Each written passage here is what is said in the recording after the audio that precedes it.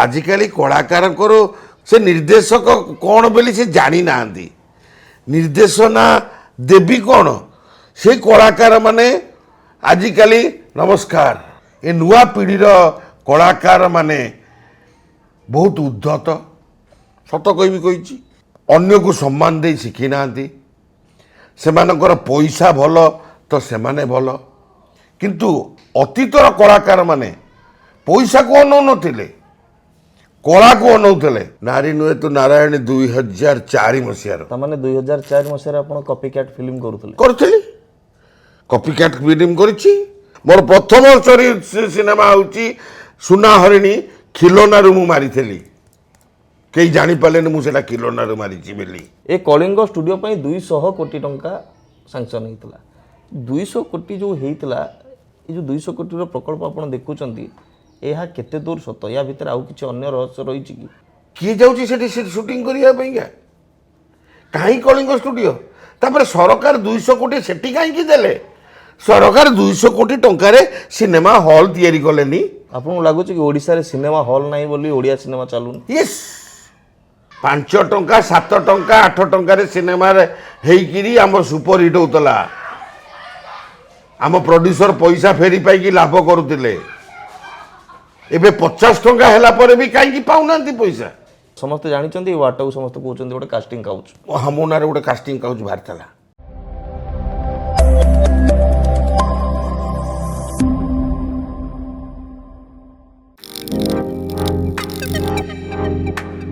Light camera action ये वार्डटी आपड़ अनेक थर शुणी खास कर छोट पिला मैंने जो खेलती मोबाइल रे देखुवे आप एमती धरी आ लाइट कैमेरा एक्शन कला बेलू आउ जड़े स्टार्ट हो ये लाइट कैमेरा एक्शन वार्डटी आसला कौट कहीं लाइट कैमेरा एक्शन को लेकिन समस्ते खेलुं आ सतरे कौन ये लाइट कैमेरा एक्शन जी कहती सी कौ प्रोडक्शन हाउस ना प्रोड्यूसर ना कैमरामैन ना स्पॉट आज्ञा से सबू भूल लाइट कैमेरा एक्शन पछरे जमती आप जानी गोटे जहाज को चलैया हेले जड़े कैप्टेन दरकार होती से जमती जहाज को मूवमेंट करती जहाज सेमती जाए ठीक सेमती ए लाइट कैमेरा एक्शन पछरे जे मुख्य नायक सी होती निर्देशक बा डायरेक्टर आज आप भावुए मलय भाई हठात एमती कथा कहीं कहते कहीं मुझे कही जहाँ कहि सत कहि जहाँ शुणे आप सत शुणे से आम शोर ना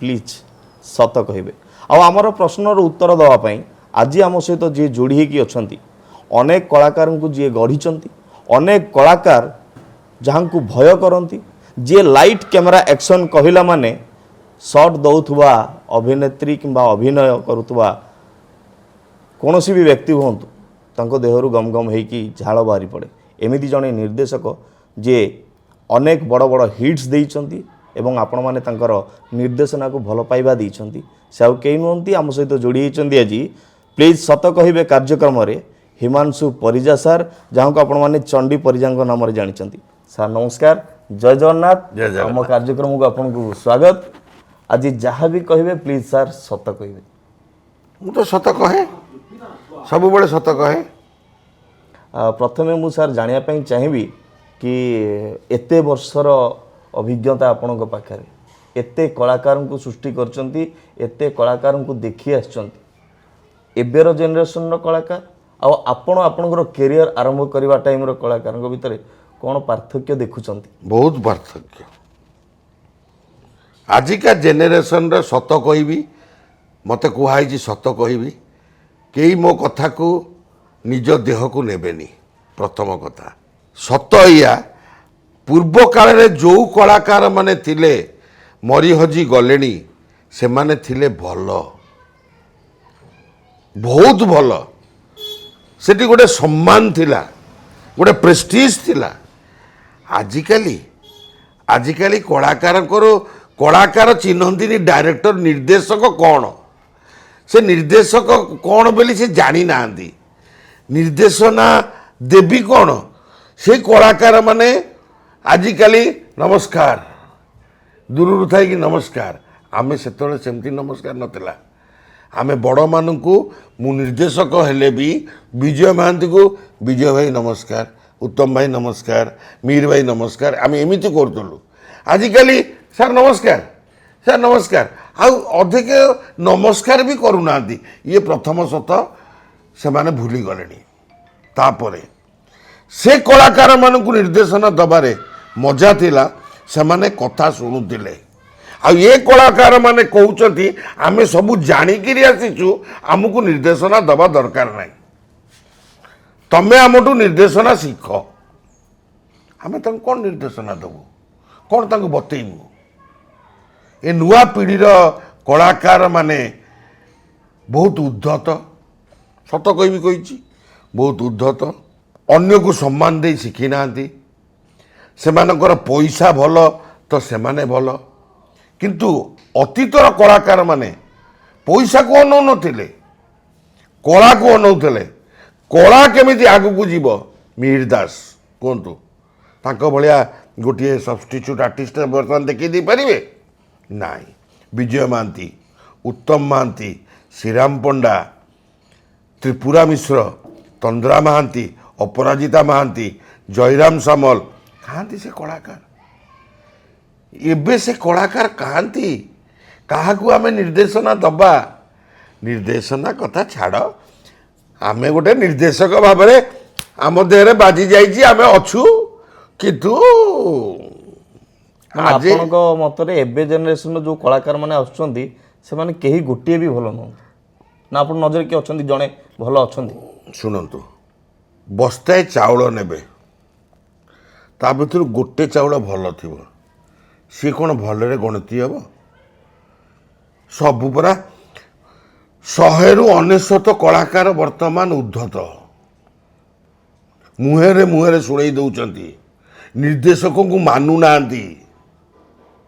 ନିର୍ଦ୍ଦେଶକ ଗୋଟେ କଥା କହିଲେ, ମୁଁ ଗୋଟେ କଥା କହିଥିଲି ଅତୀତରେ, ଗୋଟେ ସିନେମା କରୁଥିଲି, ନାରୀ ନୁହେଁ ତୁ ନାରାୟଣୀ। ସନ୍ଧ୍ୟା 6ଟାରେ ଗଲି, ବିଜୟ ମହାନ୍ତି ମୋ ସାଙ୍ଗରେ ଯୁକ୍ତି କଲେ ଯେ ମିହିର ଦାସ ମୋ ତଣ୍ଟି ଧରିବନି, ସିଗାରେଟ୍ ଟାଣିକି ମୋ ମୁହଁକୁ ଛାଡ଼ିବନି। ମୁଁ କହିଲି ନା, ହେଇପାରିବନି।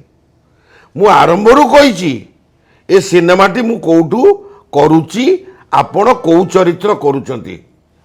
ନା ସିଏ କ'ଣ ନେଗେଟିଭ? ମୁଁ କହିଲି ୟେସ୍।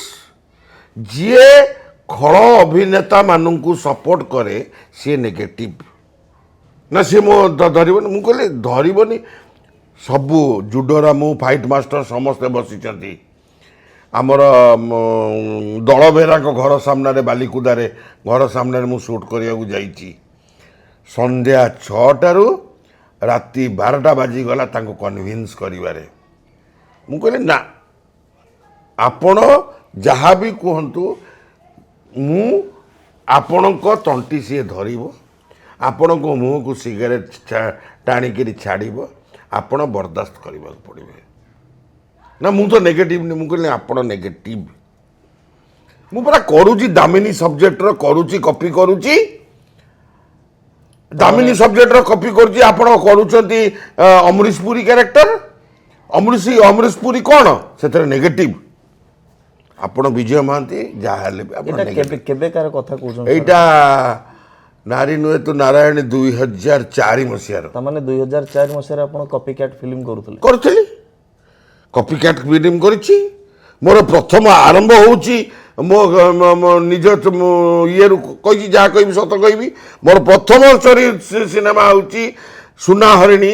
ଖିଲୋନାରୁ ମୁଁ ମାରିଥିଲି, କେହି ଜାଣିପାରିଲେନି ମୁଁ ସେଟା ଖିଲୋନାରୁ ମାରିଛି ବୋଲି। ମାନେ ଖିଲୋନାର ଆରମ୍ଭରୁ ଆପଣ ମାରିଛି ସତ କହୁଛି। ମାରିକିରି ମୁଁ ତାକୁ ଚେଞ୍ଜ କରିଛି, କିନ୍ତୁ କେହି ଜାଣିପାରିବେନି ମୋ ସୁନା ହରିଣୀଟା ହେଉଛି ଖିଲୋନା ବୋଲି। ମାନେ ଗୋଟେ କ୍ରିଏଟିଭିଟି ଆପଣ ଦେଇଛନ୍ତି। ଖିଲୋନାରୁ ସେଇ ଯେଉଁ ପାଗଳ ଚରିତ୍ରଟାକୁ ମୁଁ ଆଡପ୍ଟ କରିଥିଲି, ଷ୍ଟୋରି ମୁଁ ତିଆରି କରିଥିଲି। ମୋ ସ୍ତ୍ରୀ ମୋତେ ସପୋର୍ଟ କରିଥିଲା, ଏବେ ନାହାନ୍ତି, ସେ ଚାଲିଗଲେଣି। ସେ ମୋତେ ଷ୍ଟୋରି ବତେଇଥିଲେ, ଗୋଟେ ଡ୍ରାମା କରିଥିଲେ। ସେ ଡ୍ରାମାର କିଛି କାହାଣୀ ମୁଁ ତା ଦେହରେ ପୁରେଇଲି। ଖିଲୋନାରୁ ସେ ପାଗଳ ଚରିତ୍ରଟାକୁ ଆଣିଲି। ବ୍ରଜ ସିଂ ମୋତେ, ଯିଏ କମେଡ଼ିଆନ୍ ବ୍ରଜ ସିଂ, ସିଏ ମୋତେ କିଛି ସପୋର୍ଟ କରିଥିଲେ। ମୁଁ ଗୋଟେ କାହାଣୀ ତିଆରି କଲି। କାହାଣୀଟାକୁ ପ୍ରଥମେ ସୁବୋଧ ପଟ୍ଟନାୟକ କହିଲେ ନାଇଁ ନାଇଁ ନାଇଁ, କାହାଣୀ ଚାଲିବନି। ମୁଁ କହିଲି ପ୍ରଥମେ ଆଗ କାହାଣୀଟା ତ ଶୁଣନ୍ତୁ ମୋ ମୁହଁରୁ, କ'ଣ ମୁଁ କହିବାକୁ ଚାହୁଁଛି। ତାପରେ ତାଙ୍କୁ ପୁରା କାହାଣୀଟା କହିଲି। ସେ କହିଲେ ଷ୍ଟନ୍ ହେଇକି ବସିଗଲେ ନା ଏ ପିକ୍ଚର ଚାଲିବ। ମୁଁ ସୁନାହାରିଣୀ ସବଜେକ୍ଟ କରିଥିଲି। ମନ୍ମଥ ମିଶ୍ର ଥିଲେ music director, doctor Subodh Pattanayak ଥିଲେ ଡାଇଲଗ୍ ରାଇଟର, ମୁଁ ଥିଲି ନିର୍ଦ୍ଦେଶକ। ବଡ଼ ବଡ଼ ଆର୍ଟିଷ୍ଟକୁ ରଚନା ବାନାର୍ଜୀ, ସାଧନା ପରିଜା, ଯେ ରୁନୁ ହସୁଥିଲେ, ଏମିତି ଗିଡ଼ିଗିଡ଼ା ପାଟି କଲି 2 ଜଣ ଯାକ ଛିଡ଼କିକିରି ମୋ ସେଟ୍ରୁ ପଳେଇଗଲେ। ମୁଁ ଗୋଟିଏ କଥା ଆପଣଙ୍କୁ ଏଠି ଟିକେ ଇଣ୍ଟରଭ୍ୟୁ କରିବାକୁ ଚାହିଁବି।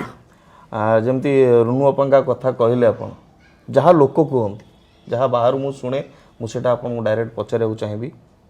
ରୁନୁ ଅପାଙ୍କୁ ଆପଣ ପାଟି କରି କରି ଆପଣଙ୍କର କଣ୍ଠ ଏମିତି ହେଇଯାଇଛି ନା ରୁନୁ ଅପା ଶୁଣିପାରନ୍ତିନି ସେଥିପାଇଁ ଆପଣ ଜୋରରେ ପାଟି କରନ୍ତି? ନା, ମୋ ଭଏସ୍ଟା ଇଟସେଲ୍ଫ ବଡ଼ ପାଟି ଟିକେ ଛୋଟବେଳୁ।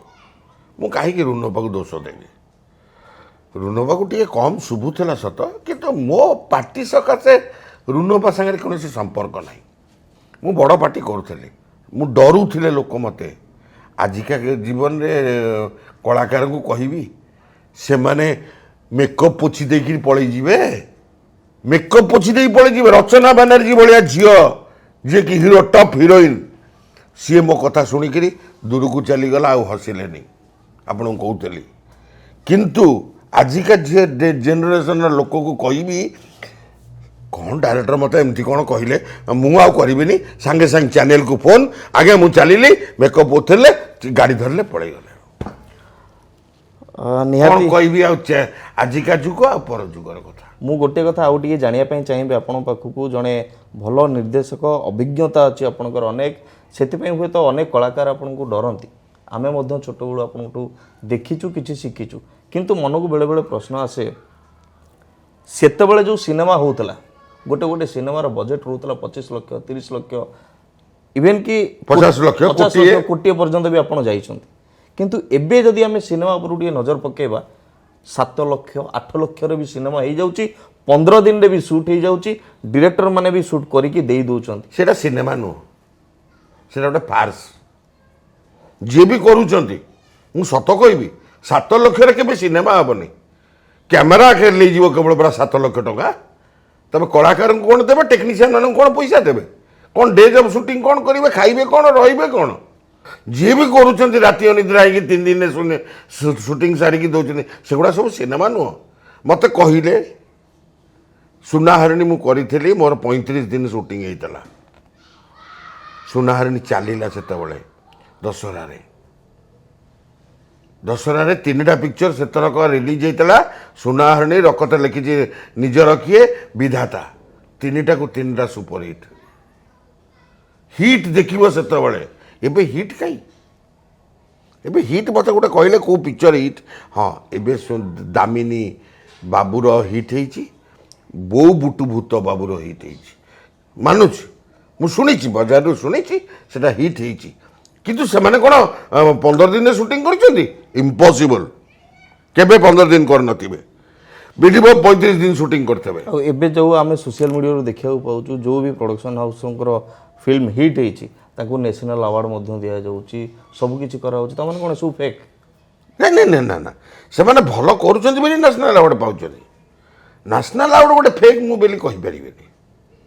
ନ୍ୟାସନାଲ୍ ଆୱାର୍ଡ଼ କେବେ ଫେକ୍ ନୁହେଁ। ତାହେଲେ 7 ଲକ୍ଷର ବଜେଟ୍ ଆଉ 20 ଲକ୍ଷ, 25 ଲକ୍ଷ, 50 ଲକ୍ଷର ବଜେଟ୍କୁ ଆପଣ କେମିତି ସମାଲୋଚନା କରିବେ? ସମାଲୋଚନା କ'ଣ କରିବି? ପରା କହିଲି, ପ୍ରଥମରେ ଗୋଟେ ସିମ୍ପଲି କହିଲି, 7 ଲକ୍ଷ ଗୋଟେ ସିନେମା ନୁହେଁ, ଫିନେମା। 7 ଲକ୍ଷରେ ଗୋଟେ ସିନେମା ହେଇପାରିବ ନାହିଁ, ସେଠି ଗୋଟେ କଳାକାର ନଥିବେ। ଆପଣ କହିଲେ ଯଦି ବାବୁସାନକୁ ନେବି, ବାବୁସାନ ତ ନେଇଯିବ ଆଗ 15 ଲକ୍ଷ ଟଙ୍କା ତା ରେମୁନେରେସନ୍, ଆଉ 7 ଲକ୍ଷରେ ସିନେମା କ'ଣ କରିବି? ସେ ଯେଉଁ ସିରିଏଲ କଳାକାରଙ୍କୁ ନେଇକିରି କ'ଣ ସିନେମା ଚାଲେ? ସିନେମା କଳାକାର ସ୍ୱତନ୍ତ୍ର ଅଲଗା, ସିରିଏଲ କଳାକାର ସ୍ୱତନ୍ତ୍ର ଅଲଗା।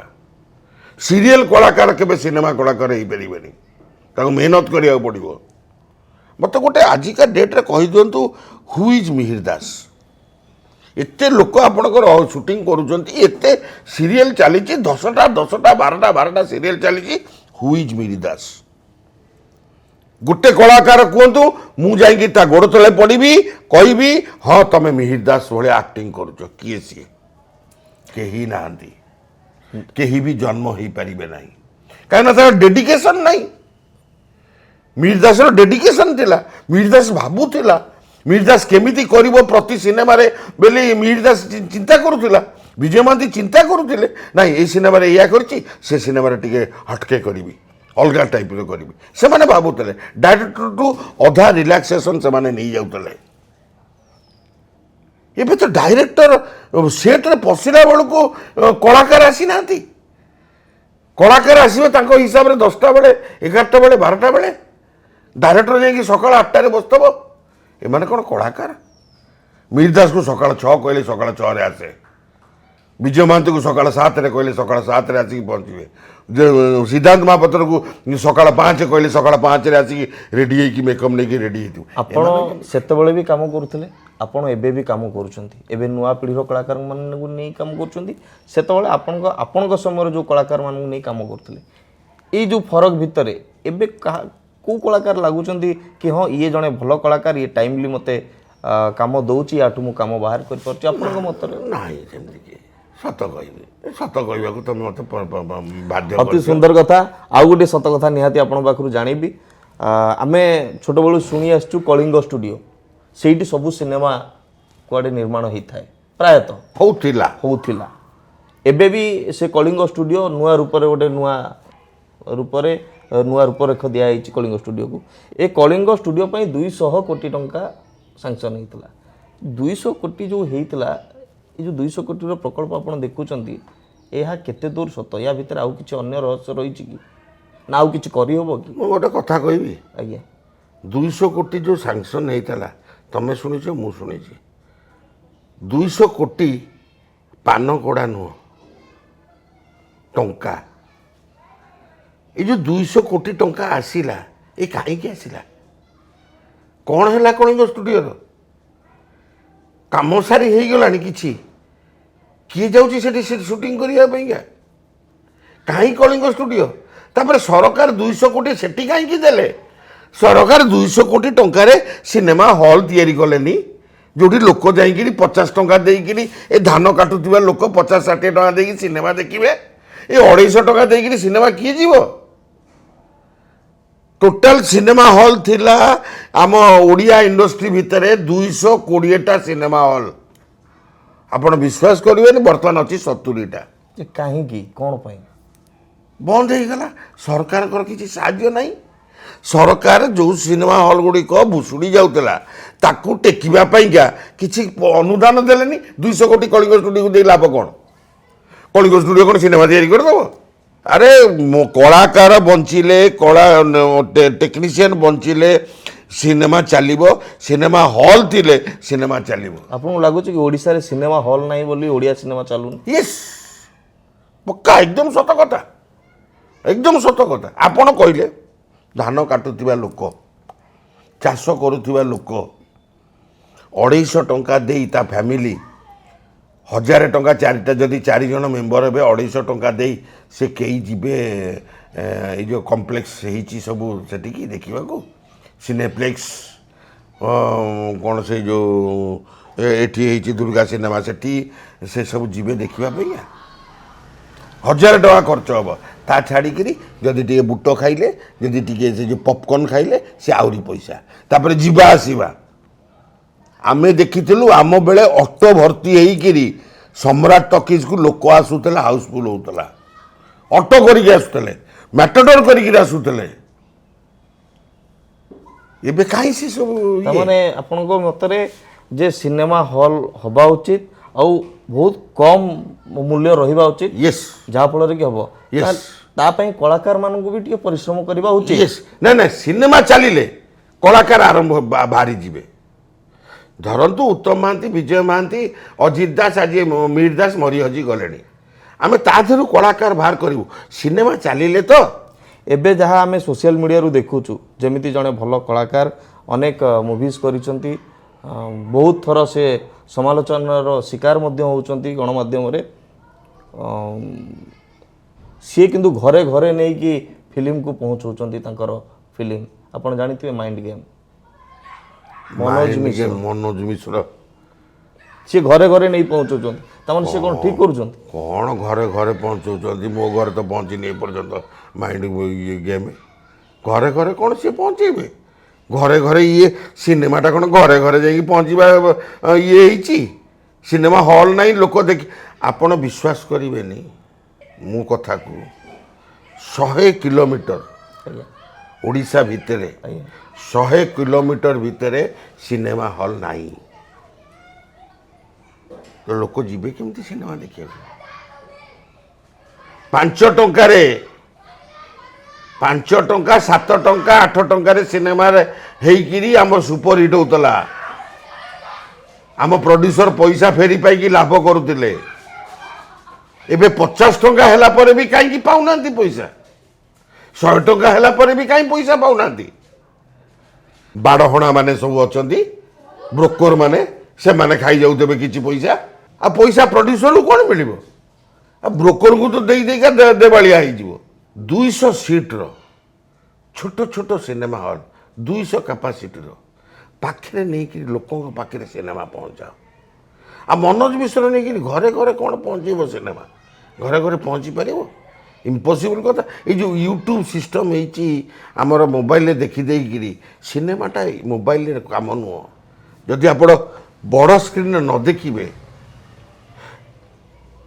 ଆପଣ ମଜା ପାଇବେନି ୟୁଟ୍ୟୁବରେ। କାହିଁକି? ମୁଁ ଆପଣଙ୍କୁ ଗୋଟେ ଏକ୍ଜାମ୍ପଲ୍ ଦେଉଛି। ଆମର ଲାଗୁଥିଲା 35 ଫୁଟିଆ ସ୍କ୍ରିନ୍, 35 ଫୁଟର ସ୍କ୍ରିନ୍ ଲାଗୁଥିଲା, ବୁଝିପାରିଲେ?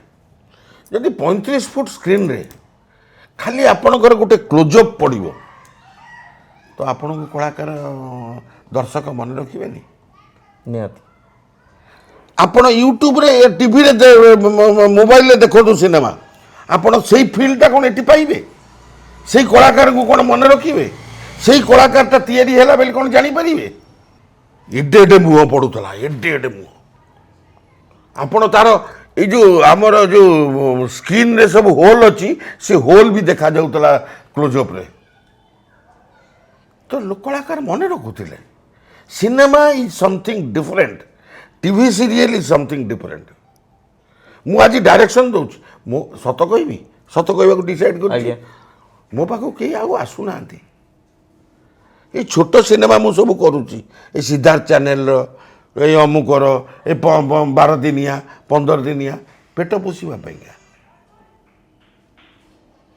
ବଡ଼ ସିନେମା ଆଉ କେହି ମୋ ପାଖକୁ ଆସୁନାହାନ୍ତି, ଯେଉଁଟାକି ମୁଁ 35 ଦିନ ସୁଟିଂ କରିବି। ଇଏ ଗୋଟେ ଚାପ୍ଟର, କାହାଣୀ ଗୋଟେ ଚାପ୍ଟର।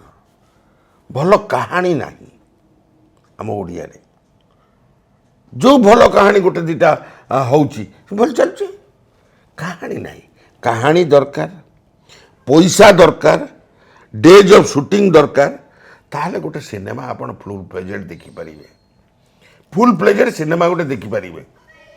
ତା ଦେହରେ ଗୀତ ଥିବ, ଫାଇଟ୍ ଥିବ, ଆକ୍ସନ୍ ଥିବ, ସବୁ ଜିନିଷ ଆପଣ ଦେଖିପାରିବେ। ଏମିତି ବି ମନରେ ଅନେକଙ୍କ ପ୍ରଶ୍ନ ଆସୁଥିବ ଆପଣଙ୍କର କଥା ଶୁଣିକି, ଆମର ଭିଉଅର୍ସ ମାନଙ୍କର, କି ହୁଏତ ଆପଣଙ୍କ ଜେନେରେସନର ମୁଭିସ୍ ସେତେବେଳେ ଅଲଗା କିଛି ଅବଦାନ ଥିଲା, ଏବେ ୟଙ୍ଗ ଜେନେରେସନ୍, ୟଙ୍ଗ ମାସ୍ ମାନଙ୍କର ତାଙ୍କର ଚିନ୍ତାଧାରା, ତାଙ୍କର ଶୈଳୀ, ଏସବୁ ଏବେର ଜମାନାର ଲୋକମାନଙ୍କୁ ଆକୃଷ୍ଟ କରିପାରୁଥିବ।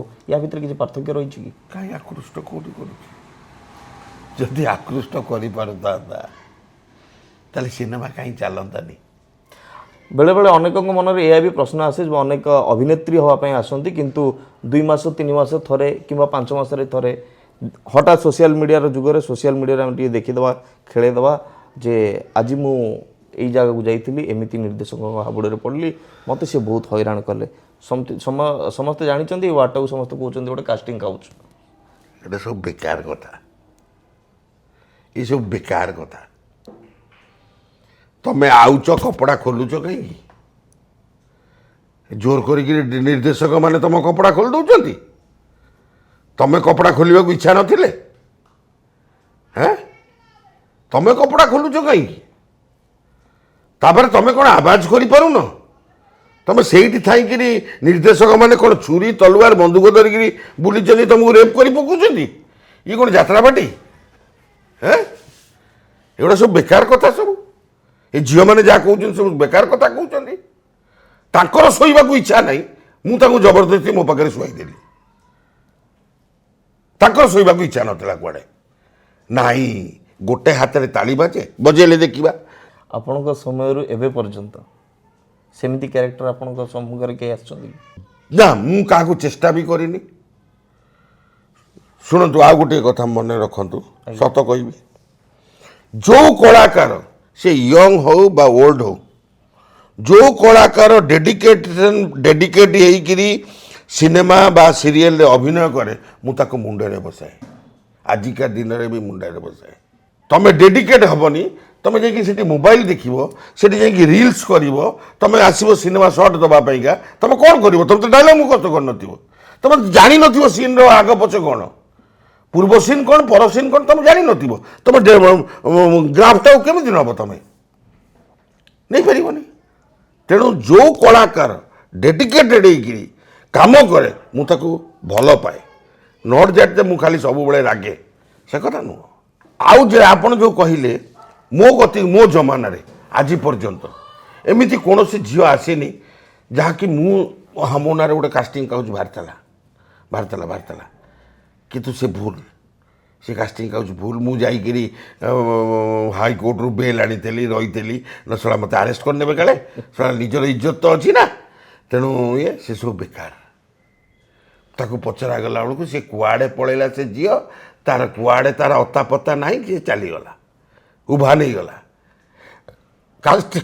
କାଷ୍ଟିଂ କାଉଚ ମୋ ବେଳେ ଜମା ଆସିନଥିଲା। କୌଣସି ଝିଅକୁ जो हाँ करे, राजेश खन्ना कहे गोटे डायलॉग, जो हाँ करे उसको छोड़ना नहीं, जो ना करे उसको छूना नहीं। अति सुंदर कथा।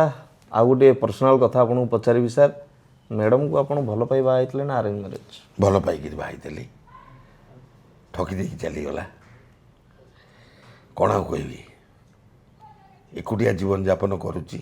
जमती आप कहले सुना हरिणी कहानी लिखला बेले मैडम आपको बहुत सपोर्ट कर। आज हुए तो से सुना हरिणी सतरे दिगहरा ही कौटी अच्छा आप हृदय भी साहित्य अच्छी रखी केबे खोजिले पाउची, स्वप्न रे आसुची, केबे मिलूची केबे मिलूनी, किंतु आउ लाइफ रे देखि पारिबे। एमती केबे हेबनी से सुना हरिणी क्यारेक्टर को चित्रण दि जाई आप गोटे बड़ परदार समस्त देखे भी हूँ मो सुना हरिणी, आम समस्त इच्छा अच्छे। आउ से सुजोग कहीं, से समय कहीं, जहाँ चली जाइए आ से केबे फेरबनी। जा अतीत से सब बड़े अतीत। रुनु चली जाइए, से विदाय नहीं चली जाइए दुनिया रू संसार रू। गोटे कथा जानापी चाहिए, एबे जो नवागत नायक नायिका सब आसुचंती, नवागत निर्देशक निर्देशिका सब आसुचंती, जे नवागत निर्देशक आसुचंती काम करिया पईगा, से माने सब जिनस जानंतु, जोता सिलेइटू चंडीपाठ पर्यंत जानंतु, शिखंतु, तापर निर्देशना दियंतु। जो कलाकार भाई माने आसुचंती हीरो हिरोइन नवा पईगा, से माने डेडिकेटेड हुंतु, सिंसियर हुंतु, निज कर्म क्षेत्र को आपणार करि नियंतु, जो थे कि तांकर अभिनीत सीरियल देख बा सिनेमा देख लोक आदृत करिवे, केई पछ गुंचा देबेनी। एया होची मोर आजिर प्रयोजक निर्देशक कलाकार मानक उपदेश। बहुत बहुत धन्यवाद सर, आपणकर मूल्यवान समय आमको देले। आज कार्यक्रम प्लीज सत कहे जहाँ आपण कहते निहाती ओडिशावासी किसी जानी आउ जो मैंने जानी ना आमर वासुदेव क्रिएशन रे देखुवा आपणकर प्रिय कार्यक्रम प्लीज सत कहे आपड़ जानवे। सारंकर अनेक गुड़िए कथा जहाँ आपड़ शुणी नथिले से आज सत कहते, केते सत कहते केते मिछ कहते आपड़ कमेंट्स माध्यम आमको जनइबे। आपणकर लाइक, आपण मानकर शेयर, आपण मानकर भल पाइबा आमको प्रोत्साहन दिए आम आगू बढ़िया एमती कलाकार एमती निर्देशकों पाखे पहुँचबू, आउ सत कथा आपण पाखे नहीं पहुँचेबू। आज रहिलु, नमस्कार, जय जगन्नाथ।